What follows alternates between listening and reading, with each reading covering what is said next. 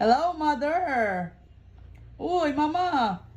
Mukhang formang-forma ka ngayon ah. Saan ka pa galing?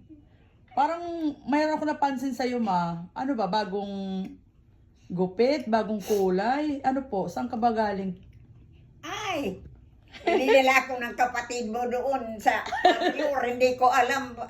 Ito, pinakulayan ako. Pinaka-manicurean, pedicure. Di ko alam Ala, na ganun ang gagawin. Tapos binigyan pa ako ng sing-sing. Baba, ang dami. Oy, ma, uy, mayaman ka na talaga, mama. Thank you, mga anak. Thank you.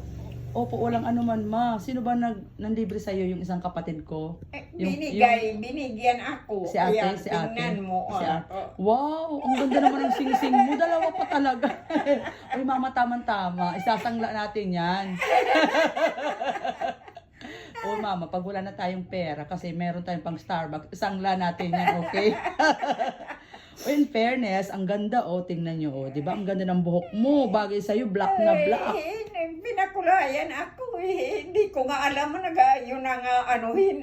Kaya pala, dadaanan sana kita kanina. Akala ko, ano lang, pagkuan lang, Gupit. gupit lang. Yung pala, kukulayan na. Opo. Di ba? Last week, di ba, nag-manicure ako sa'yo, tsaka pedicure. Eh, hindi naman ako magaling doon. Hindi ko naman talaga expert yan. Pero at least ito, mas maganda. Doon mismo talaga sa parlor. Why, bongga ka talaga, mother. Kaya pala blooming na blooming. Okay po, ang galing-galing. Sige po, enjoy lang, mother. We love you.